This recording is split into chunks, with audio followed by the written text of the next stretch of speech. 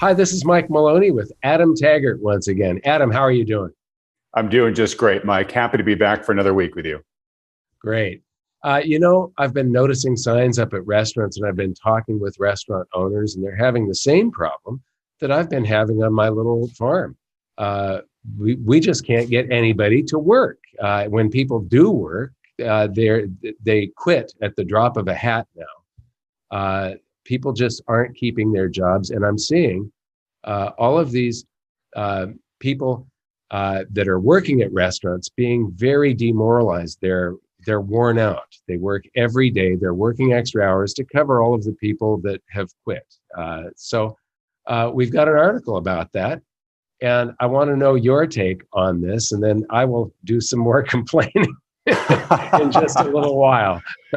Sure. So, Well, let's reference here this article that you mentioned. So our story of the day, folks. And by the way, we got a lot of material to go through in this week's video. So stick around, especially with an excellent meme of the day right at the end. So make sure you stick around for that one.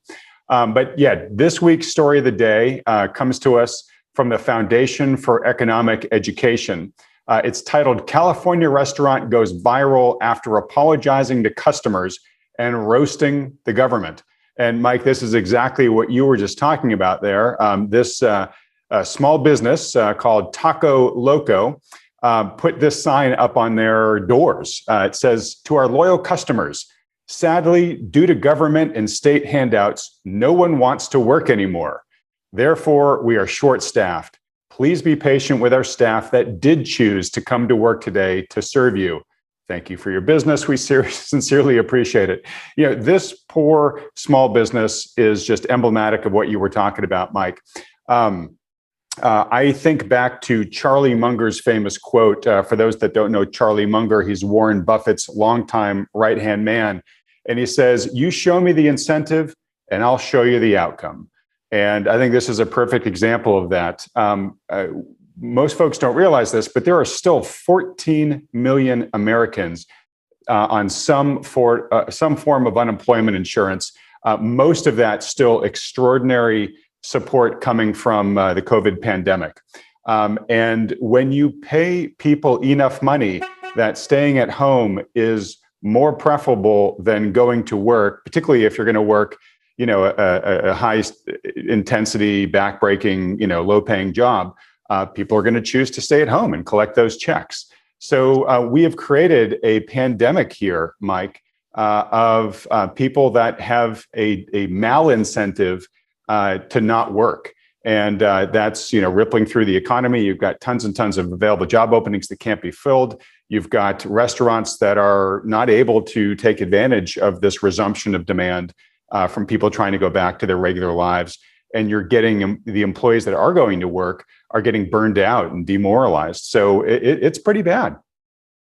yeah, in this article, it does say that in California, an unemployed household can earn the equivalent of $109,000 annually from welfare alone. There is, when the pandemic started, a coworker told me that his brother-in-law, who was a long-haul trucker, quit and is being paid more to stay at home than the grueling hours that he used to put in driving all over the country.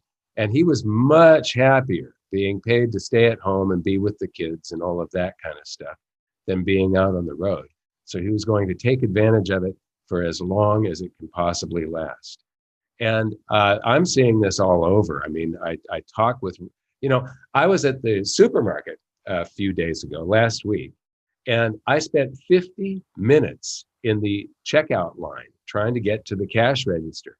And I saw, I saw the manager, I saw these extra cashiers just standing around doing nothing. And I said, "Look, I'll pay them $20 each if they will open up."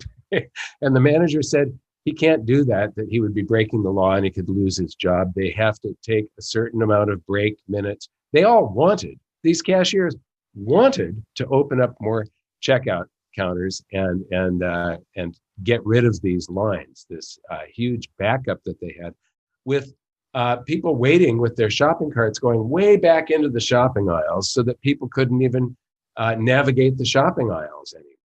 And yeah, he said that he could lose his job if he did that. And so they had to take their breaks. But he also told me that he had, he was advertising for work for employees everywhere, and nobody is answering any of the ads. And I'm getting the same story from all of the restaurant owners. There's a restaurant here with a big sign in the window that says servers and mixologists wanted. So remember when sanitation workers used to be garbage men? Now mixologists used to be bartenders. So he's trying to get bartenders and servers to work. And we only had we've got a lot of hurricane damage that we're cleaning up, and we're rebuilding some structures up on my little farm. And we had like nine employees, and one day 6 of them got together and quit because we do everything by the book. We have to be walk the real straight and narrow when it comes to legality. And in Puerto Rico, a business files a tax return every month. And when the workers realized that they weren't being paid under the table and they were going to lose their benefits because they also, there's a high usage of food stamps, basically, they just call them coupons here. But it's it looks like a credit card now, and you just swipe that thing. And then I see somebody buying like $500 worth of groceries. They swipe this card, and then they open their wallet and they hand the guy $20 cash for the things, the cigarettes and alcohol. And there's a couple of items that the government doesn't pay for. And it's, I live in sort of a touristy area, and it's a very mixed community. But even here, there's a tremendous amount. It's probably as much as 50% of the time that I'm behind somebody, I can see the cash register's screen. They've got them facing not the cashier, but the person that is behind you in line. And so whoever's behind you gets to see everything that's happening on your bill. And I see this discount that they all get, and then they pay cash. And I see people with $500 worth of groceries pay for it with a $20 bill and get change back. The rest is on the taxpayer. Well, this is crazy. And Mike, this is a classic example of why you don't want the government coming up with solutions, oftentimes to the problems that it created. You and I talked at the end of, after we turned the camera off last week, about the unintended consequences that almost inevitably arise when the government tries to impose a solution on a system. And we talked about a really interesting example that I want to mention here super briefly. Just before I do, though, I do want to let folks know that this isn't just Mike and I slinging opinions here. I want to put up a chart really briefly here that shows empirically that those 14 million households I mentioned that are still on some form of unemployment support. The federal pandemic extraordinary employment support is set to expire on Labor Day, but a number of U.S. states, about half of them, have opted out of the program early. And if you look at this chart, it shows you that the unemployment rate is notably lower in the states that opted out early versus the states that are still in it. So it's not just our opinion. The empirical data is actually showing that if you remove these incentives, then people are motivated to go back and actually get those jobs. So on to the unintended consequences example, Mike, you and I were talking about back in the 70s when we had the oil embargo and gas prices shot through the roof. You remembered a time where you said that to manage the long lines at the gas station, you could only go get gas on a certain day if your license plate ended in an even or odd number, right? Yeah, it was a huge inconvenience for people. And if somebody forgot to top off their tank on their day, then they were really in trouble. And if you were traveling on a long trip, driving Los Angeles to San Francisco, you had to plan your trip around what day you could drive and what day you couldn't. Yeah, you're kind of out of luck. But you could almost say, all right, well, I understand what the authorities were trying to do. They're trying to ration limited gas supplies. A similar program was tried in Mexico years ago, where they were trying to curtail both congestion on the roadways and emissions. They had a lot of smog problems. And so they implemented the exact same thing, which is you could drive your car to work, on a Monday if you were in an even number, and Tuesday if you were an odd number, and it alternated after that. So what happened was they were providing a malincentive to folks to go out and buy a second car that had a license plate that was the opposite of their other car, right? So they now had two cars, one with an even license plate, one with an odd license plate. So you had twice as many cars on the road, which actually increased the congestion problem. But also, because they were buying a second car to get around this rule, they were buying these old beater cars that actually had really poor emissions standards.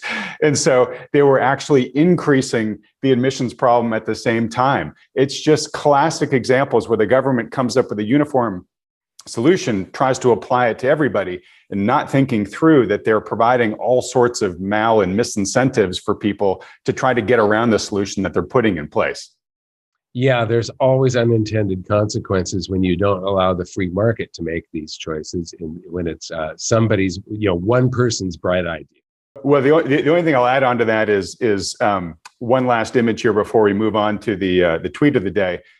This is my favorite demotivational poster, and it says something akin to government. If you hate the problems we create, just wait till you get a load of our solutions. Right? As you and I talk about, Mike, here, when the government tries to get in the way of the free market, in most cases, it just creates a bigger mess than was there in the first place. Yes, absolutely. All right. Well, moving on to the tweet of the day. Inflation has now definitely crept into the mainstream mindset. And today's tweet of the day is a tweet from Pump. And he shows here that searches for inflation, or hashtag inflation, is now trending in the United States. When he posted this update, there were already over 6,000 tweets tagged with the inflation term. So this TBD, whether it's still going to be transitory or not, but it seems like more and more people are certainly paying attention. And what do you take from all this tweet volume, Mike? I think they're absolutely right. I was just watching a video of John Williams of Shadow Government Statistics, and I think everybody should go to his website and take a look at it. And if people want to sign up for a year and support what he's doing, that's good, because he sort of haunts the government and comes up with the calculations, like, for instance, the inflation calculation.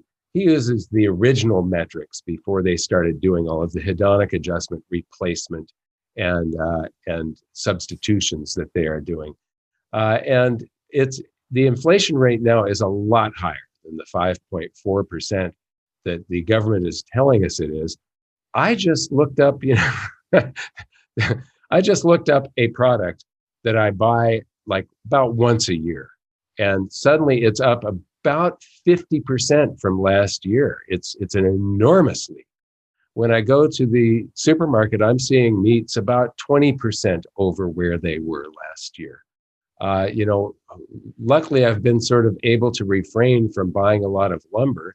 I'm waiting for the lumber prices to come back down. But yeah, inflation should be on everybody's minds, and they have to figure out the best way to protect themselves from it. Because one of the problems with inflation, you usually have to, once your standard of living drops to make up for the difference between inflation and your salary, you have to go and ask for a raise after a while. You typically, anybody that's getting a salary or on a payroll, the raises don't automatically inflation adjust. I don't know if they do it for government workers. They might. Government workers always get a little bit better than what the private individual gets.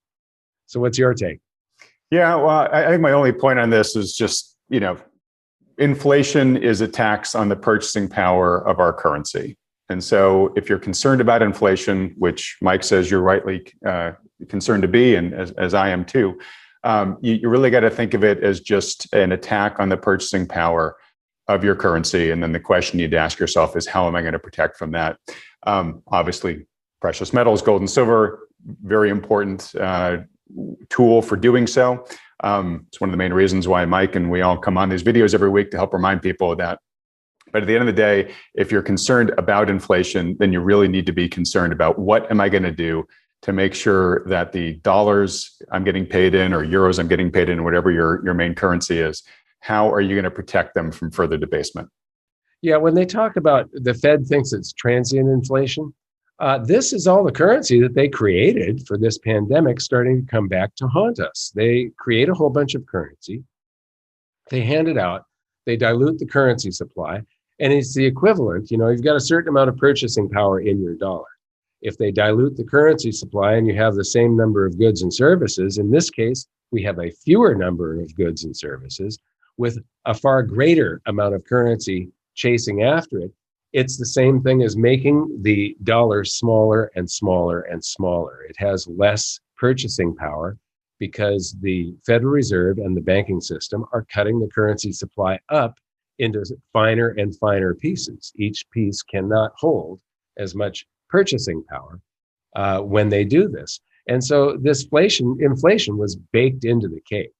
I still believe, though, that we're going to go through some whipsaws here. So we're going to see just some sort of inflation, inflation, deflation, stagflation, indeflation. It's all going to happen at once.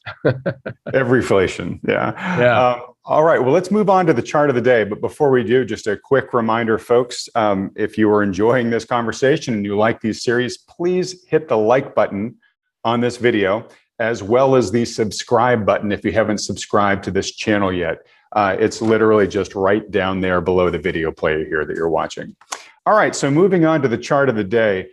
Here we have a very important point being raised that I think is really underestimated, or at least I think overly ignored in today's market, which is that we have a really dangerous concentration of the market's total value happening in fewer and fewer stocks. And so this tweet shows some charts that are comparing the S&P 500, the performance of the S&P 500 today versus what the S&P 500 performance would be with just the top 5 companies removed. And you can see here that the index would be performing substantially lower if these top five companies weren't really pulling it all along with them. And the problem that we have with this concentration risk, which, by the way, you see this type of concentration risk at the end of a market cycle, where more and more of the players begin to struggle. And so the market's being carried forward by fewer and fewer participants. So when you get down to the point where we are right now, where we have 5 main companies, and these are the FANGs, Facebook, Apple, Amazon, Microsoft, and Google. Most people don't realize, but most index funds now, or most mutual funds, have exposure to these top 5 stocks. They're in pretty much every allocation that's out there, so that if these stocks begin to stumble, pretty much absolutely everything, they'll take absolutely everything down with them. Mike, what's your thoughts here?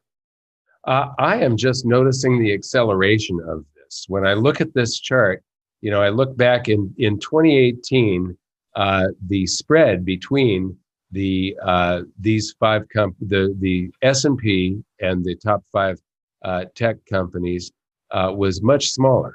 You go back to the beginning here. This is a cumulative divergence, but when you look at the spread, it really takes off toward the end of 2019 and increases, and it seems to be diverging at a greater rate. And the chart below verifies that from mid-2019 until mid-2020, that big steep slope, that's where these big stocks, the 5 big tech stocks, ran away with the total market capitalization. And then you had one with the market cap and the earnings that you wanted to talk about, didn't you, Adam? A chart? I did. Yeah, just very briefly, I wanted to put it up here and show folks just how extreme things have become. So you did mention, Mike, it's sort of this acceleration that we've been seeing over the past 5 years or so. So if you're looking at this chart here, it shows you that, sort of the historic average for the top 5 companies in the S&P is probably around, 10, 12% or so. But that zoomed up to 25% at the beginning of 2020 last year. It's come down a little bit, but it's still at 21%. I mean, it's higher than it has ever been, at least in the past 50 years. And another thing that I want to mention to people here is this does sort of mark market peaks, like you were saying, the end of a cycle. If you look at the bubble in 2000, just before the crash, it hit that 18% level, and we're way beyond that. Right. And like I said, these five stocks increasingly are carrying the entire market. And it's not like these are riskless stocks. I mean, if you look at levels of valuation, these stocks are trading in most cases at sort of ridiculous price to earnings ratios. They're also increasingly getting called out by the governments of the world, including the US government, for antitrust concerns, right? So there's a risk that they may get broken up. You're increasingly seeing consumer pushback on some of these companies, either boycotts or the demonization of social media or whatnot. So, it's not like these stocks are, utilities necessarily and super duper safe. They've got a fair amount of risk baked into them already. So, we've got pretty much the entire market standing on the shoulders of just these five players. And if they stumble, again, they can take the entire system down with them. Yeah. Okay. So, all right. So, let's move on to the comment of the day. And this I thought was a really interesting comment by Steve Buller. He says he went to Cuba for his honeymoon a few years ago when Obama opened up travel. It was wonderful, beautiful, and felt very safe, even in the heart of Havana. The people were kind and very entrepreneurial. By that, I mean they all hustled to make a buck. In a communist country where the average salary was $24 US per month at the time, people who owned property could Airbnb to Americans like us for $24 a night. Taxis would charge $10 to drive across town, and high-end food was cheap for anyone with $1. This is evidence of our strong currency and the follies of communism, yes, but also of individuals' ingenuity and perseverance. They've put up with a lot and have the right to be upset. I wish we would take some lessons from it and let free market reign. Now, Mike, in last videos, you did make some comments about Cuba. What do you have to say to Steve's comments here? He's just hit the nail right on the head. We started this with the government meddling in employment and how hard it is to get the employment. And, when 6 of our 9 workers got together one day and quit because they realized we were reporting their income to the government and they could lose their coupons and their unemployment and everything else that they were getting. They made the choice not to work. So what this is saying is the government system doesn't work. And wherever a black market breaks out, a black market is the free market made illegal. That's all it is. It's a great way to say it. That's a great way to say it. All right. Yeah. Well, look, as we wrap up here, we're just about to get to the meme of the day. 2 quick reminders. One, if you have not yet gotten a copy of Mike's free book, make sure you go get a copy of that now. That's at goldsilver.com/free book, and is the absolute best resource for both explaining why gold and silver are one of the best protections for your wealth that you can buy, as well as explaining to you the best ways to go out there and purchase it. And then secondly, if you want to see me in the interviews that I do with top experts on currency, finance, economics, et cetera, go to wealthion.com. We had an excellent interview last week, 2, by the way, one with Matt Taibbi, the famous journalist who coined the term vampire squid for Goldman Sachs, where he talks about how he is seeing an uncomfortable number of echoes of the excesses that led up to the 2008 crisis. He's seeing those today. And we also had a great discussion with Fed watcher Axel Merck on whether the Fed is actually beginning to lose control of the system. All right. So now, Mike, let's get to the meme of the day. Show us what you got. It's pretty quick. At this point, I would feel safer if coronavirus held a press conference telling us how it's going to save us from the government. I want to thank everybody for watching the video, and thank you, Adam. A pleasure as always, Mike.